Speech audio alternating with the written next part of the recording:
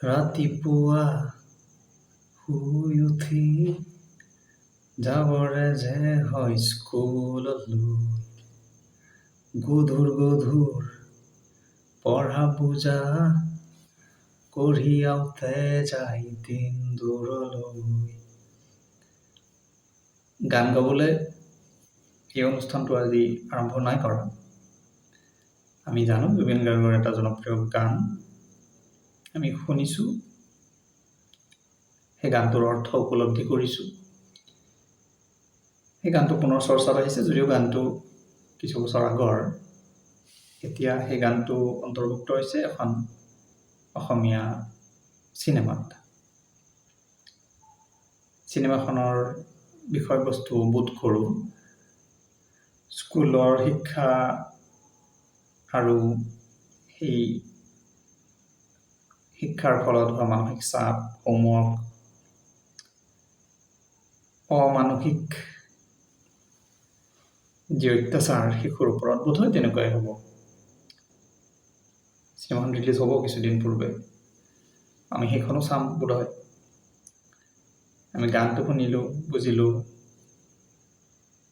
তেনেকুৱা চিনেমাবোৰ চাওঁ। তাৰ আগতো বিভিন্ন চিনেমা আমি নিশ্চয় চাইছোঁ। তাৰে জমিন পৰ, 3 ইডিয়টছ, যিয়ে হওক, য'ত শিক্ষা ব্যৱস্থাৰ কথা কৈছে, শিক্ষাৰ ভুলবোৰ আঙুলিয়াই দিছে। গতিকে আমি কি কৰোঁ, চিনেমাবোৰ চাওঁ, গান শুনো, হয়তো এদিন দুদিন আলোচনা কৰোঁ, আকৌ পাহৰি যাওঁ।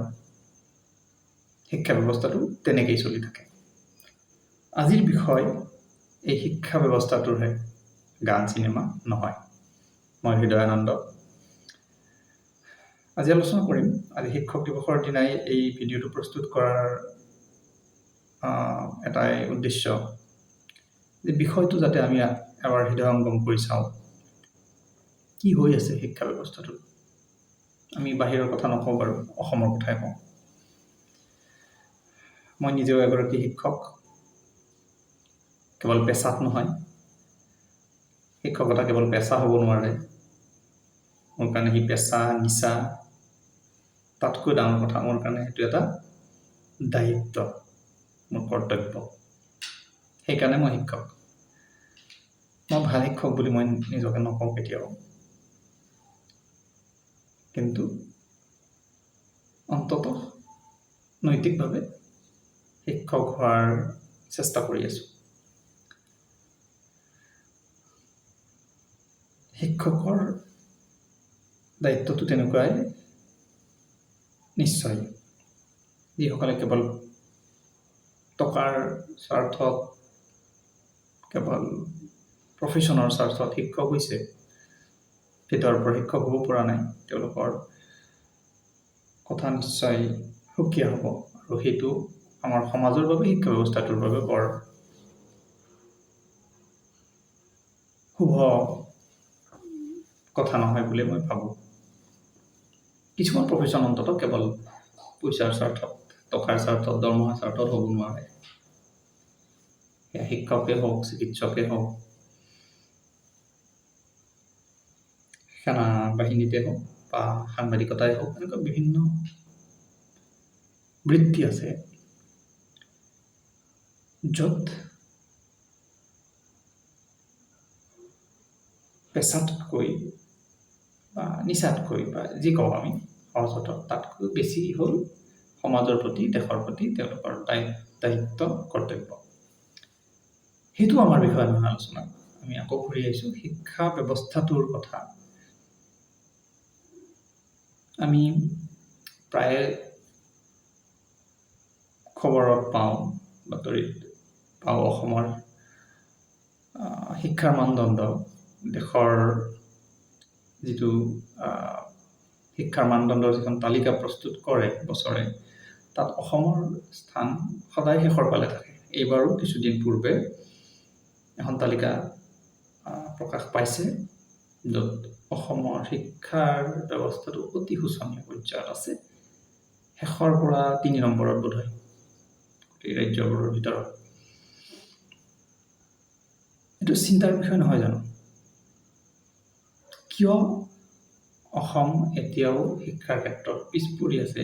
তাৰ অন্যতম কাৰণ হ'ল গোটেই ব্যৱস্থাটোৰ কিছু খেলিমেলি। কাৰ খেলিমেলি? মই চৰকাৰৰ বুলি কেৱল কোৱা নাই, দায়িত্ব নিশ্চয় চৰকাৰৰো আছে। শিক্ষা ব্যৱস্থাটো, শিক্ষা খণ্ডটো শুধৰণি কৰাৰ ক্ষেত্ৰত যি ভুল আছিল। কিন্তু যিহেতু আজিকালি বেচৰকাৰী খণ্ডৰ শিক্ষাৰ প্ৰতিষ্ঠান বা স্কুল বিদ্যালয়ৰ ভূমিকা অধিক, জনপ্ৰিয়তা অধিক আচলতে, মানুহে এতিয়া নহয়, বহুত কেইবছৰ আগৰ পৰা যিটো যাত্ৰা আৰম্ভ হৈছিল, অন্ততঃ প্ৰাথমিক পৰ্যায়ৰ শিক্ষাৰ ক্ষেত্ৰত, মাধ্যমিক পৰ্যায়ৰ শিক্ষাৰ ক্ষেত্ৰত, মানে প্ৰাথমিক হাইস্কুল এইখিনিলৈকে অন্ততঃ মানুহে চৰকাৰী খণ্ডক বিশ্বাস নকৰে। চৰকাৰী বিদ্যালয়সমূহক তেওঁলোকৰ হয়তো অভিভাৱকসকলৰ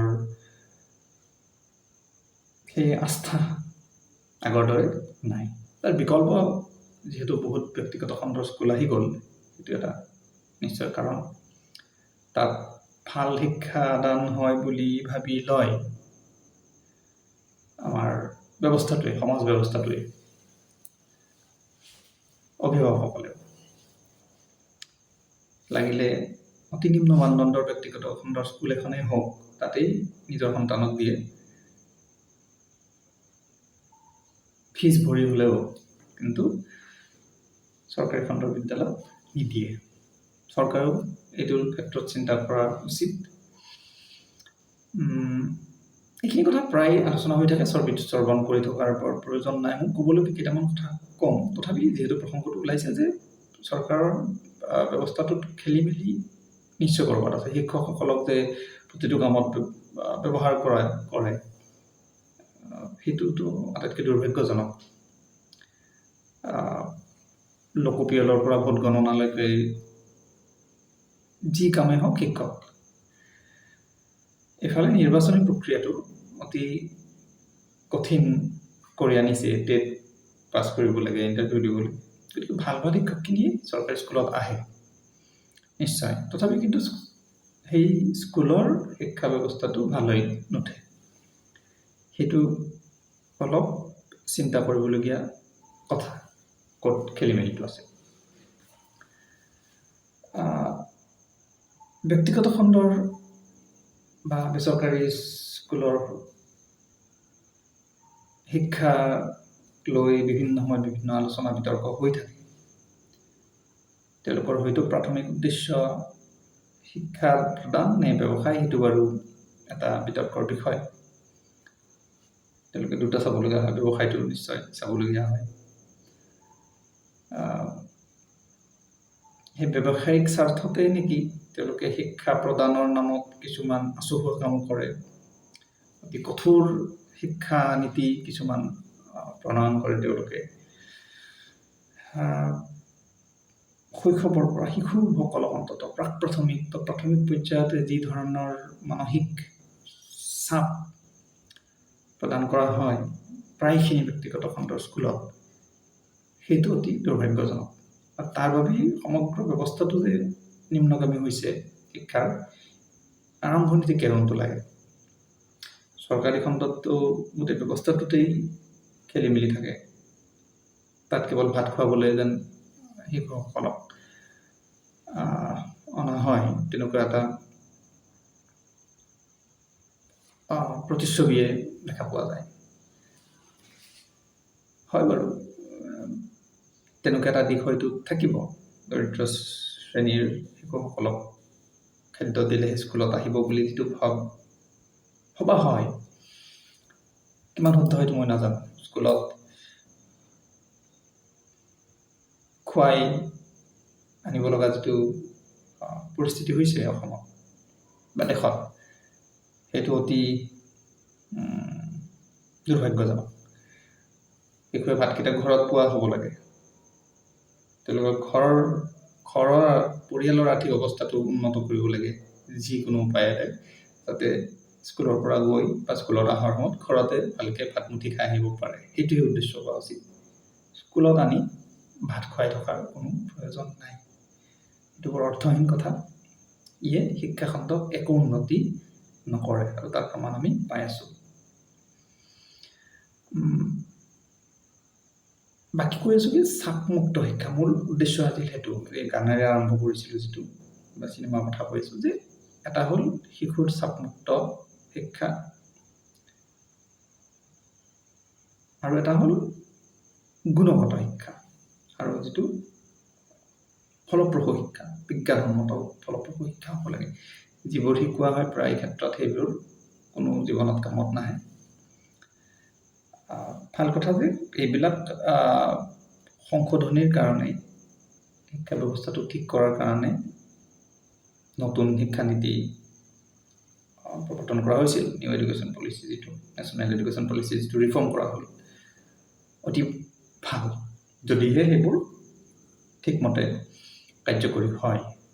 কিমান দূৰ হ'ব সেইটোতো সন্দেহজনক। সেই সন্দেহৰ এটা কাৰণ, যিহেতু শিক্ষানীতি আহিছে মাত্ৰ, স্কুলসমূহত বাৰু আৰম্ভ কৰা বুলি কৈ আছে,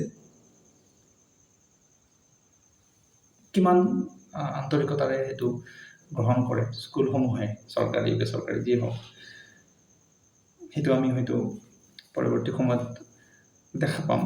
কিন্তু মোৰ এটা সন্দেহ এইটো কাৰণতে আহে যে কেন্দ্ৰীয় চৰকাৰে ইতিমধ্যে অন্য এখন তেনেকুৱা নীতি প্ৰণয়ন কৰিছিল, স্কুল বেগ পলিচি। এই যে স্কুল বেগ পলিচিখন বলবৎ হোৱাৰ প্ৰৱৰ্তন কৰাৰ 5 বছৰ হ'ল। অসমৰ অন্তত বেচৰকাৰী খণ্ডৰ কোনো স্কুলে, মই কোনো বুলি নক'লে অন্তত 99%, 1% যদি ক'ৰবাত এখন স্কুল ক'ৰবাত ওলায়, অতি ভাল কথা। প্ৰায়খিনি স্কুলে স্কুল বেগ পলিচি এতিয়াও মানি চলা নাই।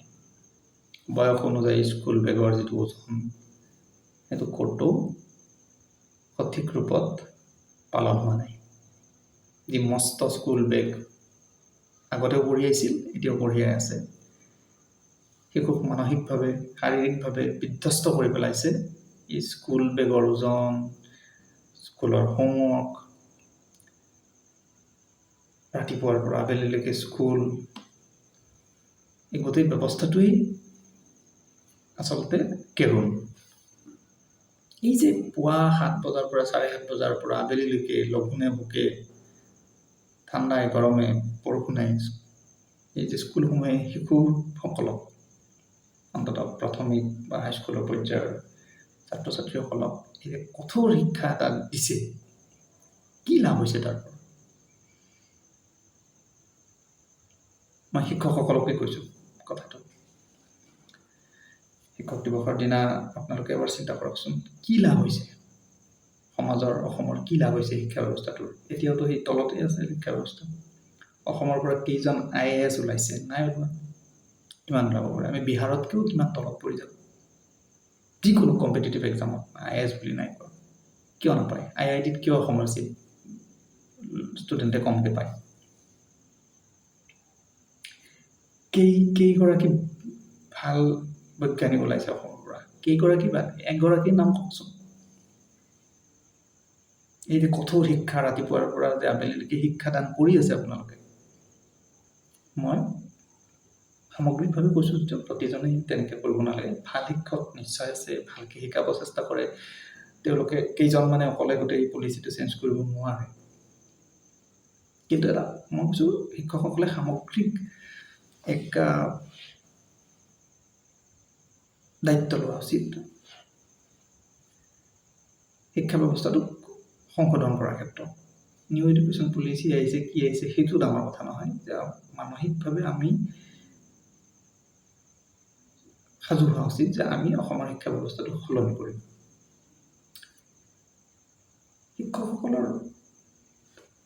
শিক্ষকসকলতো মানুহ, তেওঁলোকেওতো শৈশৱ পাৰ কৰি সেই পৰ্যায় পাইছে। শিশুসকলক কিয় ইমান নিৰ্যাতন দিবলগীয়া হয়? কিয়? বিদ্যালয়সকলৰ ঠিক আছে, পৰিচালনা সমিতিৰ হেঁচা থাকে, মালিক পক্ষৰ চাপ থাকে, হয়তো তেওঁলোকৰ আকৌ কৈছোঁ ব্যৱসায়িক কি ক'ম, এইটো চিন্তা এটা থাকে যে যিহেতু অভিভাৱকৰ পৰা আমি টকা লৈছোঁ, আমি ষ্টুডেণ্টক বেছিকৈ পঢ়োৱা দেখুৱাব লাগিব, অন্তত প্ৰমাণ কৰিব লাগিব। ৰাতিপুৱাৰ পৰা আবেলিলৈকে 7টা-8টা ক্লাছ আমি দেখুৱাম অভিভাৱকক, সেইটো নেকি উদ্দেশ্য? অভিভাৱকসকল ইমান মূৰ্খ নেকি বাৰু? কোনো অভিভাৱকে নিবিচাৰে নিজৰ সন্তানক তেনেকৈ মানসিকভাৱে হাৰাশাস্তি কৰাওক, কিন্তু কোনেও সলনি কৰিব নোৱাৰে ব্যৱস্থাটো। স্কুলত নিদিলেওতো ঘৰত বহাই থ'ব নোৱাৰে। আচ্ছা, এই শিক্ষকসকল, স্কুলৰ মালিকসকল বা মেনেজমেণ্ট, তেওঁলোকৰোতো সন্তান আছে। তেওঁলোকে বিচাৰে নেকি নিজৰ সন্তানক এই পংগু কৰি পেলোৱা হওক, শাৰীৰিক মানসিকভাৱে পংগু হৈ পৰক এটা প্ৰজন্ম? কিয় সলনিটো নহয়? নে চলি আছে কাৰণে চলি থাকিব লাগে তেনেকৈ? নে কোনোবাই ভাবে যে আমিও তেনেকৈ কঠোৰ অনুশাসনৰ মাজত শিক্ষা গ্ৰহণ কৰিছিলোঁ, গতিকে তুমিও তেনেকৈ কৰাম এতিয়া? আমি বাৰু নাই কৰা, মই নিজে তেনেকুৱা কৰা নাছিলোঁ। আমি চৰকাৰী স্কুলত পঢ়িছিলোঁ, শৈশৱ পূৰা উপভোগ কৰিছিলোঁ গাঁৱত।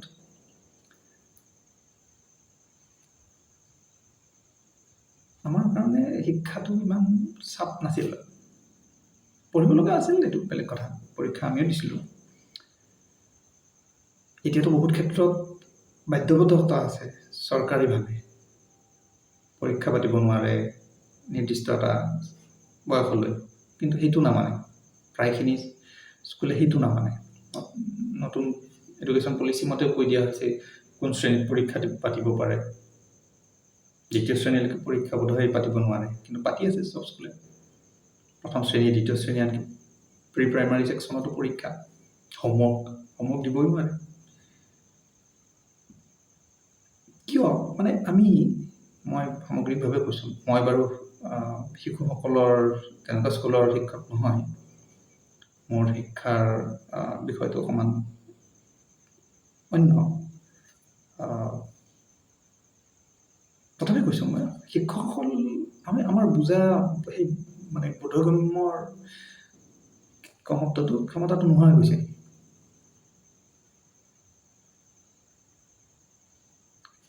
কি প্ৰদৰ্শন কৰিব গৈ আছোঁ আমি শিক্ষাৰ নামত?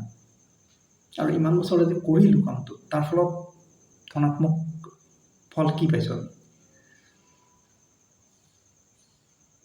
যেতিয়াৰ পৰা এই কঠোৰ শিক্ষা আৰম্ভ হ'ল অসমত, বেচৰকাৰী খণ্ডসমূহত বিশেষকৈ, আমি কি ফলাফল দেখুৱাব পাৰিছোঁ? চিন্তা কৰিছে নে কেতিয়াবা? নে টকা লৈছোঁ, শিক্ষা দি আছোঁ, পাছ কৰিছে, চাৰ্টিফিকেট লৈছে, ওলাই গৈছে, তাৰপিছত আমাৰ কি আহে যায়? এইটোৱেই বোধহয় আমাৰ মানসিকতা শিক্ষকসকলৰ। আমি ক্লাছত যাব লাগে, এটা নিয়মত যিখিনি কৰিব লাগে বাছ কৰিছোঁ, দৰমহা কেইটা পাইছোঁ, স্কুলৰো সেইটো, গাৰ্জেনৰ পৰা পইচা লৈছোঁ, ল'ৰা ছোৱালীক শিকাইছোঁ, ওলাই দিছোঁ। অলপ গভীৰভাৱে চিন্তা কৰক বিষয়টো, অলপ বৈজ্ঞানিক দৃষ্টিভংগীৰে চিন্তা কৰক। যিসমূহ দেশত শিক্ষাৰ মানদণ্ড অতি উন্নত, তাৰ পৰা কিবা শিকিবলৈ চেষ্টা কৰক। আমাৰ চৰকাৰী বিভাগটোৱে আৰু ব্যক্তিগত খণ্ডৰ স্কুলৰ মালিক পক্ষই অলপ চিন্তা কৰক। কিয় অসুখী হৈ গৈ আছে প্ৰতিটো প্ৰজন্ম? মানসিকভাৱে কিয় বিধ্বস্ত হৈ গৈ আছে? শাৰীৰিকটো হৈছে। এই যে ৰাতিপুৱা লঘোণে ভোকে স্কুলত আহে শিশুসকল, নিশ্চয় আপোনালোকৰ যিটো বেছিভাগ স্কুলৰ যিটো সময় অসমত, 7 বজাত, 7:30 বজাত, 8 বজাত, শিশুসকলে ৰাতিপুৱাৰ ভাগত একো খাব নাপায়, টোপনি ক্ষতি। আটাইতকৈ ভয়ংকৰ বৈজ্ঞানিক কথাটো কৈ আছোঁ মই, শিশুৰ কাৰণে টোপনিটো আটাইতকৈ প্ৰয়োজনীয়, আপোনালোকে দিয়া শিক্ষাতকৈ প্ৰয়োজনীয়।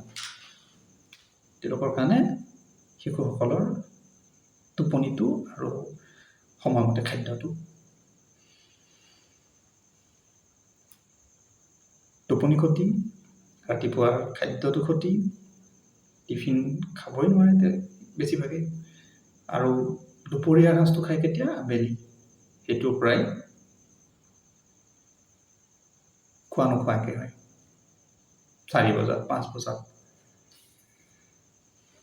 কিছুমান শিশুটো ৰাতিপুৱা 5:30 6টাতে ঘৰৰ পৰা ওলাবলগীয়া হয়, দূৰৰখিনি, যিখিনি বাছত আহে বা অন্যান্য স্কুল বাছত অহাখিনিতো আৰু অলপ প্ৰক্ৰিয়াটো জটিল হৈ যায়, বেছি সোনকালে ওলাব লগা হয়, বা ঘৰ গৈ পাই সন্ধিয়া মোটামুটি। এই যে দিনটো লঘু নেথাকি মানসিক চাপ এটা আছেই, কিন্তু শিকিব জানো? একোতো নিশিকে তেওঁলোকে তাৰ পৰা। আৰু যদি শিকিছে, তাৰ প্ৰমাণ আমি পাইছোঁ জানো? কি হৈছে অসমত? আকৌ কৈছোঁ, কি প্ৰডাক্ট উলিয়াইছোঁ আমি আমাৰ ছাত্ৰ ছাত্ৰীসকলৰ পৰা? কম্পিটিটিভ এক্সামৰ ক্ষেত্ৰত আকৌ কৈছোঁ, বেংকত ভাল চাকৰি পাইছে অসমৰ পৰা, কিহত পাইছে? কেইটামান ডাক্তৰ ইঞ্জিনিয়াৰ হৈ আছে অসমৰ কলেজত, আৰু আপুনি ডাক্তৰকেইটাৰ নামেই ভাবকচোন। সেই আগৰ প্ৰজন্মৰ ডাক্তৰ যিখিনি আছিল, তাত বাহিৰে নতুন প্ৰজন্মৰ ডাক্তৰখিনিক আপুনি, মই আকৌ কৈছোঁ, মই জেনেৰেলাইজ নাই কৰা, কিছুমান ভালো আছে, বিশ্বাসে নকৰে মানুহে। কিয় তেনেকুৱা নাম ওলাব পৰা নাই?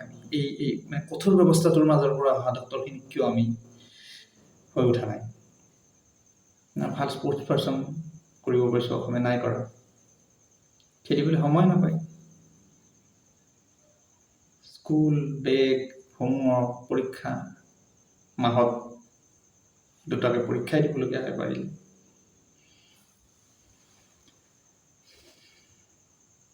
গতিকে এই কথাখিনিকে ভাবিছোঁ শ্বেয়াৰ কৰোঁ, মনৰ কথাখিনি মই কওঁ, আপোনালোকে চিন্তা কৰক কেনেকৈ সলনি কৰিব পাৰি ব্যৱস্থাটো। বহুত অভিভাৱকৰ ভুল আছে বাৰু। মই স্কুলৰ শিক্ষকৰ পৰাই জানিছোঁ, 2এখন স্কুলৰ, যে হোমৱৰ্ক নিদিলে আকৌ অভিভাৱকে বেয়া পায়। স্কুলত গৈ অভিযোগ দিয়ে, হোমৱৰ্ক কিয় দিয়া নাই? হোমৱৰ্ক নিদিলে শিক্ষকসকলে নপঢ়ে ঘৰত। তাৰমানে ঘৰত পঢ়োৱাৰ স্বাৰ্থত, জোৰ জবৰদস্তি সন্ধিয়াটো বহাই ৰখাৰ স্বাৰ্থত হোমৱৰ্ক দিব লাগে। কেনে অদ্ভুত অবৈজ্ঞানিক কথা, যিটো বৈজ্ঞানিকসকলে যিটো গৱেষণা কৰি কৈছে, তাৰ বিপৰীতে আমি যাওঁ।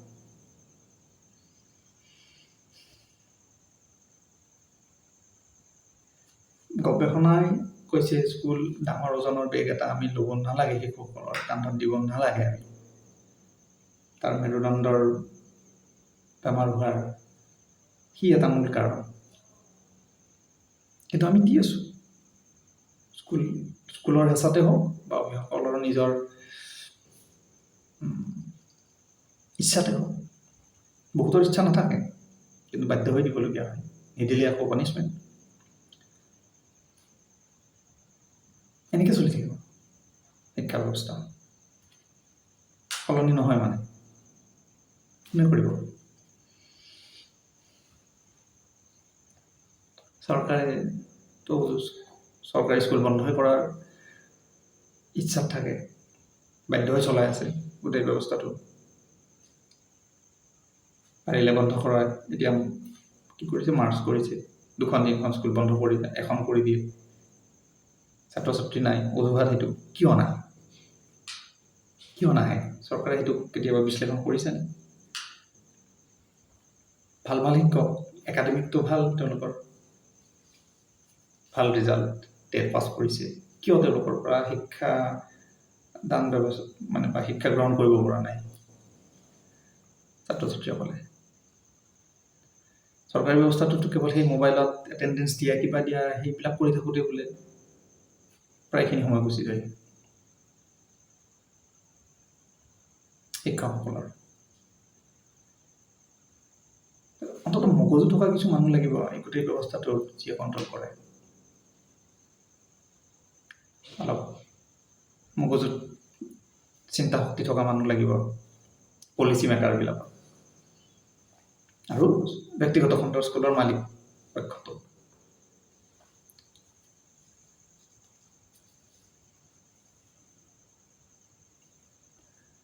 গতিকে মই ভাবোঁ চিন্তা কৰক।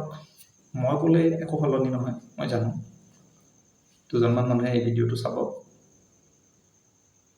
কিবা ভাবিলেও ভাবিব, নাভাবিলেও নাই। কোনোবাই হয়তো সমৰ্থন কৰিব, কোনোবাই বিৰোধ কৰিব। চৰকাৰৰ হাতলৈ এইবিলাক নাযায়। কিন্তু অন্ততঃ মোৰ দৰে যদি কোনোবাই চিন্তা কৰিছে, তেওঁলোকে কথাটো উপস্থাপন কৰক। এনেকৈতো আগবঢ়াব লাগিব কোনোবাই। সলনিটো হ'ব লাগিব এটা সময়ত। কিমানটা প্ৰজন্ম এনেকৈ ধ্বংস হৈ গৈ থাকিব। মেচিন, ৰবট বনাই থাকিম আমি। যন্ত্ৰ, জুবিন গাৰ্গে কোৱাৰ দৰে যন্ত্ৰ। আমি যন্ত্ৰ বনাই আছোঁ কেৱল। চিনেমাখন চাই হাততালি বজালে, গানটো শুনি হাততালি বজালে আমাৰ দায়িত্ব শেষ নহয়।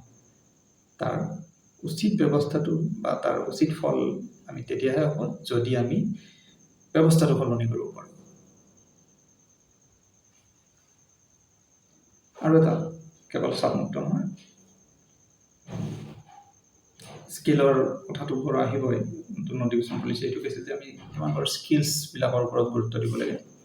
আৰু এটা অসমৰ শিক্ষা ব্যৱস্থাত কোনোবাই যদি কিবা কাৰণত কেতিয়াবা এইটো ভিডিঅ' পায়, আশা কৰোঁ অসম চৰকাৰলৈ মোৰ এটা অনুৰোধ, আহ্বান, শিক্ষা ব্যৱস্থাটোলৈ, শিক্ষামন্ত্ৰীলৈ, এই যে চৰকাৰী শিক্ষাৰ অনুষ্ঠানবিলাক, স্কুল, প্ৰাথমিক, হাইস্কুল যিয়ে হওক, তাৰ স্কুলবিলাকৰ চিলেবাছ বেলেগ আৰু ব্যক্তিগত খণ্ডৰ চবৰে নিজৰ নিজৰ একোখন চিলেবাছ বা কিতাপ তেওঁলোকৰ নিজৰ। এই ব্যৱস্থাটো সলনি হোৱা উচিত। যিদৰে আমি বোৰ্ড এক্সাম এটাই হয়, অসমৰ যেনেকৈ হয়তো সেৱা বা হায়াৰ ছেকেণ্ডেৰী কাউন্সিল বা আজিকালি দুটা বাৰু এটা হ'ল, বা CBSE যি হওক, সেইটো 9-10ৰ 9-10ত যেনেকৈ ব্যক্তিগত খণ্ডতে পঢ়ক বা চৰকাৰী স্কুলতে পঢ়ক, সেই পৰীক্ষা একেই চিলেবাছতে, একেই কিতাপতে দিবলগীয়া হয়। তলৰখিনিত কিয় সেইটো নহয়? মই ভাবোঁ চৰকাৰে এটা নীতি নিৰ্ধাৰণ কৰা উচিত যে প্ৰাথমিক হওক বা মাধ্যমিক বা হাইস্কুল যি হওক, সকলো স্কুলৰ গোটেই শিক্ষাৰ যিটো কি ক'ম, চিলেবাছখন হওক, কিতাপ হওক, একে হোৱা উচিত। সমশিক্ষা, এক ৰাজ্য, এক শিক্ষা হ'ব লাগে। মাধ্যম বেলেগ বেলেগ হ'ব পাৰে। ইংৰাজী মাধ্যমৰ স্কুলে ইংৰাজীত পঢ়াব, অৱশ্যে ইংৰাজীখিনিতো CBSE-তে যায়। সেইটো আকৌ CBSE মানে কেৱল বোৰ্ড এক্সামখিনি, তলৰখিনি মই ভাবোঁ গোটেই দেশতে এক দেশ এক শিক্ষা হ'ব লাগে। তাৰমানে এই যে চৰকাৰী স্কুলৰ শিশুসকলে অন্য কিবা পঢ়ি আছে আৰু বেচৰকাৰী স্কুলৰ শিশুসকলে অন্য কিবা পঢ়ি আছে কিতাপ, সেইটো হোৱা অনুচিত। মই ভাবোঁ অন্ততঃ চৰকাৰী স্কুলৰ কিতাপখিনি এটা মানদণ্ড ৰক্ষা কৰিয়ে প্ৰণয়ন কৰা হয়, লিখা হয়। সেইটোক লৈ বৰ বেছি আমাৰ আপত্তি কৰিবলগীয়া নাথাকে। হয়তো সংশোধন দৰকাৰ হ'ব পাৰে, মই নাজানো। ব্যক্তিগত খণ্ডৰ বেচৰকাৰী যিবিলাক স্কুল, চবৰে নিজৰ নিজৰ যিহেতু কিতাপ আৰু নিজৰ নিজৰ চিলেবাছ থাকে, সেইটো বন্ধ হ'লে মই ভাবোঁ শিক্ষা ক্ষেত্ৰত কিছু প্ৰভাৱ পৰিব, সুপ্ৰভাৱ, ভাল হ'ব। কোনোবাই পইচা দিয়ে ব্যক্তিগত খণ্ডত পঢ়ায়, ঠিকে আছে, সেইটো আমি বন্ধ কৰিব নোৱাৰোঁ অসমত এতিয়া। ব্যক্তিগত খণ্ডৰ স্কুলৰ শিক্ষা ব্যৱস্থা এতিয়া বন্ধ নহয়, কিন্তু শিক্ষাটো একে হওক। চৰকাৰী স্কুলত যিখন কিতাপ পঢ়িছে, সি বেচৰকাৰী বহুত লাখ টকীয়া স্কুলেই হওক লাগিলে, কিতাপ একেখন হওক। শিক্ষক বেলেগ হৈছে উপায় নাই, পৰীক্ষা একে হওক।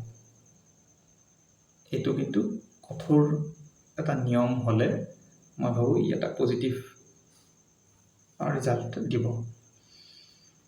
আৰু এই যে চৰকাৰী খণ্ডত দুখীয়া ল'ৰা ছোৱালীখিনি পঢ়ে, যিটো ধাৰণা আমাৰ, তেওঁলোকেও যাতে শিক্ষাৰ পৰা বঞ্চিত নহয়। মানে যে ধনী ল'ৰা ছোৱালীখিনি ব্যক্তিগত খণ্ডত বেলেগ কিবা পঢ়ি আছে, ভাল কিতাপ পঢ়ি আছে, সিহঁতে আণ্ডাৰ প্ৰিভিলেজড কাৰণে শিক্ষাটো আণ্ডাৰ প্ৰিভিলেজড হৈ থাকিল, সেইটো যাতে নহয়, সেইটো হোৱা উচিত। আৰু সেইটো তেতিয়া হ'ব একদম শিশুৰ পৰা ওপৰলৈ একে চিলেবাছ হোৱা উচিত, একে কিতাপ হোৱা উচিত। বেছিভাগ ব্যক্তিগত খণ্ডৰ স্কুলৰ কিতাপৰ মানদণ্ড বৰ উন্নত নহয়। কি বয়সত কি পঢ়াব লাগে সেইটো জ্ঞান বহুতৰ নাই, কেৱল দিব লাগে দি দিয়ে। আৰু এই ক্ষেত্ৰত মই মনত পৰাতে কৈছে যে শিক্ষা কিতাপ লিখাবিলাকেই হওক বা শিক্ষা দান কৰা শিক্ষকসকলেই হওক, তেওঁলোকে নিজৰ বয়সত কথাটো ভাবিলেইতো নহ'ব। যেতিয়া প্ৰথম শ্ৰেণী, দ্বিতীয় শ্ৰেণী, তৃতীয় শ্ৰেণী বা পঞ্চম ষষ্ঠ শ্ৰেণী পঢ়াব বা তাৰে চিলেবাছ বনাব বা কিতাপ লিখিব, আপুনি সেই বয়সলৈকে নিজে ঘূৰি গৈ চাইছে নে নাই কেতিয়াবা?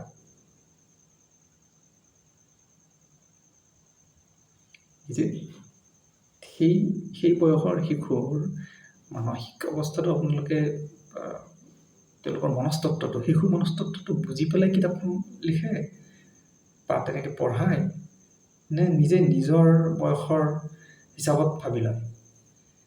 মোৰ সন্দেহ আছে বহুত ক্ষেত্ৰত। আমি যদি আমাৰ বয়সত সেইটো সহজ বুলি ভাবি আমি সেইটো পঢ়াওঁ, তেন্তে নহ'ব। আমি যদি ভাবি লওঁ সি সেইটো জানিবই লাগিব, 5 বছৰীয়া বা 7 বছৰীয়া 10 বছৰীয়া ল'ৰা ছোৱালীগৰাকী, সেইটো কথাটো কেনেকুৱা একপক্ষীয় হৈ গ'ল, আপেক্ষিক হৈ গ'ল। আমি ভাবিছোঁ সিহঁতে পাৰিব লাগিব, সিহঁতৰ বয়সত সিহঁতৰ মনস্তত্ব কি আমি বুজি পাইছোঁ নে নাই পোৱা? নাচাওঁ আমি প্ৰায় ক্ষেত্ৰত, যিসকলে মানে এই গোটেই পলিচি মেকাৰ্ছবিলাকৰ কথা কৈছোঁ। নহ'লে প্ৰথম দ্বিতীয় তৃতীয় শ্ৰেণীৰ কিতাপবোৰ চাবচোন মন দি পেলাই। সেই প্ৰেছাৰ, সেই ষ্ট্ৰেছ তেওঁলোকে ল'ব পৰা হোৱা নাই, নহয়গৈ আপোনালোকে যি পঢ়াই আছে। মই সমগ্ৰ স্কুলক মোটামুটিকৈ কৈছোঁ, কোনো নিৰ্দিষ্ট স্কুল হিচাপে নাই। শিক্ষা ব্যৱস্থা শুধৰণি কৰিব লাগিব, তলৰ পৰা কৰিব লাগিব, একেবাৰে ওপৰত নাযায়। ভেটিটো ঠিকমতে যদি নিৰ্মাণ নহয় তেতিয়াহ'লে লাভ নাই। বাকীটো মাতৃভাষাৰ প্ৰয়োজনীয়তাটো বুজা উচিত, এইটো প্ৰায় ক্ষেত্ৰত নুবুজেই ইংৰাজী মাধ্যমৰ স্কুলসমূহে। ভাষা, সংস্কৃতি, আমাৰ সাহিত্য, সেইবোৰ প্ৰায় নিলগতে থাকে স্কুলবোৰত। সেইটো এটা সমাজৰ বাবে এটা নেতিবাচক বিষয়।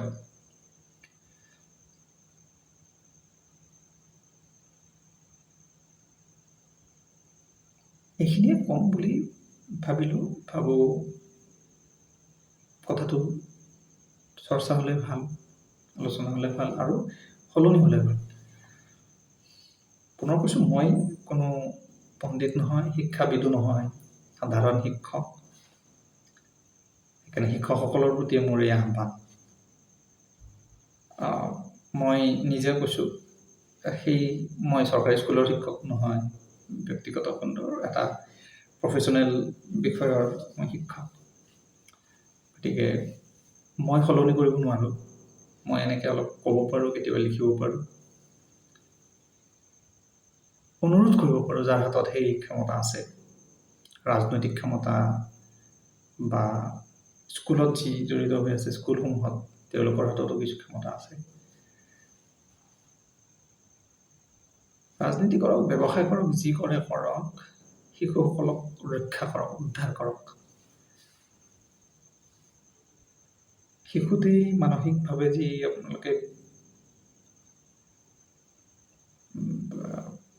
কি ক'ম, এইটো মানসিক চাপেৰে যিটো বেমাৰ আৰম্ভ কৰি দিয়ে, সেইটো জীৱনভৰ থাকি যায়।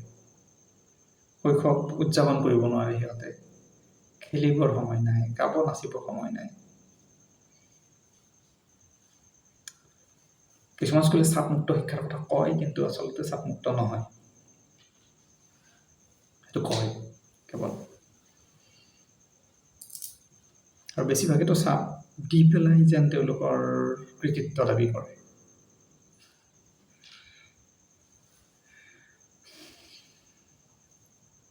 গতিকে বৰ ভয়ানক পৰিস্থিতি। মই ভাবোঁ সলনি হ'ব, শিক্ষকসকলে দায়িত্ব ল'লে বেছি ভাল। এটা সন্মিলিত প্ৰচেষ্টা হওক, অভিভাৱকসকলো তাত জড়িত হওক, শিক্ষকসকলে যদিও ভাবে যে অভিভাৱকসকল প্ৰায় মূৰ্খই হয়, সেইটোও নহয়। বেছিভাগ শিক্ষকে তেনেকৈও ভাবে যে অভিভাৱকৰ কথাও বিচাৰ কৰা ভাল, দিহা পৰামৰ্শ ল'ব পাৰে। তেওঁলোকে নিজেও নিজৰ বিচাৰ বুদ্ধিৰে চিন্তা কৰক কি কৰিব পাৰি।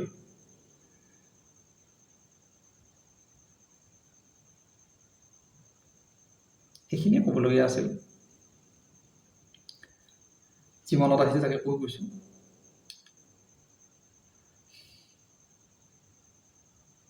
যদি কোনোবাই চাই ভিডিঅ'টো শেষলৈকে, যদি ইচ্ছা কৰে, মোৰ লগত যদি মতৰ মিল থাকে আপোনালোকে জনাব, বা এই বিষয়টো অধিক আগবঢ়োৱাৰ ক্ষেত্ৰত সহযোগ কৰিব। শিশুসকলক ৰক্ষা কৰিলে ভৱিষ্যত প্ৰজন্ম ৰক্ষা হ'ব, আৰু শিশুৰ শাৰীৰিক মানসিক স্বাস্থ্যটো অতি প্ৰয়োজনীয় শিক্ষা ব্যৱস্থাটো উন্নত কৰাৰ বাবে। শিশু বুলি কোৱাৰ লগে মই শিশু কিশোৰ চামনীয়া গোটেইখিনি কৈছোঁ। অন্ততঃ ক্লাছ 10 বা 12লৈকে আমি এই বিষয়টো চিন্তা কৰা উচিত। প্ৰাপ্তবয়স্কখিনি পিছত সিহঁতে প্ৰেছাৰ ল'ব পৰা হৈ যায়, নিজৰ পচন্দ মতে সিহঁতে পঢ়ে, আগবাঢ়ি যায়। শিশুসকলক আমি এৰি দিব লাগে, তেওঁলোকৰ সময় দিব লাগে, তেওঁলোকৰ প্ৰতিভা বিকাশত সহযোগ কৰক, তেওঁলোকৰ চিন্তাৰ বিকাশ হ'ব দিয়ক। কিমান আৰু কপি পেষ্ট। আৰু ক'ৰবাত পাইছিলোঁ মই, সেইটো এটা বাক্যৰে শেষ কৰিম। শিক্ষকসকল কুৰিয়াৰ ছাৰ্ভিচ নহয়। মোৰ ভাল লাগিছিল কথাটো কোনোবাই কৈছিল। কুৰিয়াৰ ছাৰ্ভিচ নহয়, ক'ৰবাৰ পৰা আনিলোঁ আৰু ক'ৰবাত দিলোঁ, মানে কিতাপ পঢ়িলোঁ, সেইখিনিকে আনি ষ্টুডেণ্টৰ গাত জাপি দিলোঁ। তাতকৈ বহুত ওপৰৰ আপুনি নিজে জ্ঞান দিব লাগিব, শিক্ষা দিব লাগিব তেওঁলোকক। সেই কিতাপৰ পৰা পঢ়িছোঁ, আকৌ সেই ষ্টুডেণ্টৰ জাপি দিছোঁ, পঢ়াইছোঁ, হোমৱৰ্ক দিছোঁ, পৰীক্ষা পাতিছোঁ, নহয় সেইটো শিক্ষক। গতিকে আমি এই কুৰিয়াৰ ছাৰ্ভিচ হোৱাৰ পৰা অলপ ওপৰত উঠোঁ, চিন্তা কৰোঁ, আহক।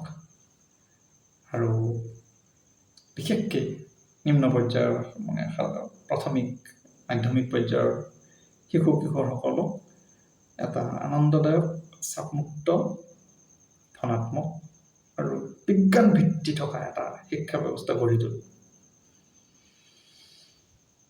তেওঁলোকক পংগু হোৱাৰ পৰা ৰক্ষা কৰোঁ।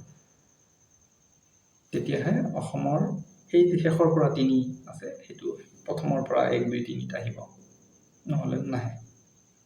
লিখি আহক। আপুনি লাখ টকীয়া স্কুলত পঢ়ালেও আপোনাৰ শিশুক মানুহ বনাব নোৱাৰে, বৌদ্ধিক উন্নতি আনিব নোৱাৰে। মেচিন বনাব পাৰিব, ৰবট বনাব পাৰিব। কিমান আৰু এই ৰবট বনাব, আৰ্টিফিচিয়েল ইণ্টেলিজেঞ্চ আহি গৈছে, আপোনাৰ শিশুক আৰু সেই লাভ নাই।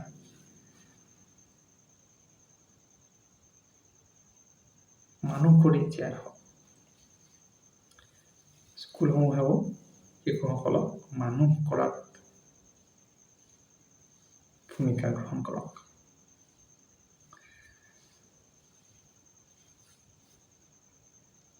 ধন্যবাদ। আটাইলৈ শিক্ষক দিৱসৰ শুভকামনা। শিক্ষকসকলৈ, প্ৰতিগৰাকীলৈ, এই গোটেই শিক্ষা ব্যৱস্থাটোৰ লগত জড়িত থকা প্ৰতিগৰাকীলৈ শুভেচ্ছা। আশা কৰোঁ আপোনালোকে চিন্তা কৰিব আৰু অসমৰ এই প্ৰজন্মৰ পিছত প্ৰজন্মক ধ্বংস কৰাৰ কামৰ পৰা বিৰত থাকিব। শিক্ষাৰ ক্ষেত্ৰত নতুন দিগন্ত সূচনা হ'ব। ধন্যবাদ।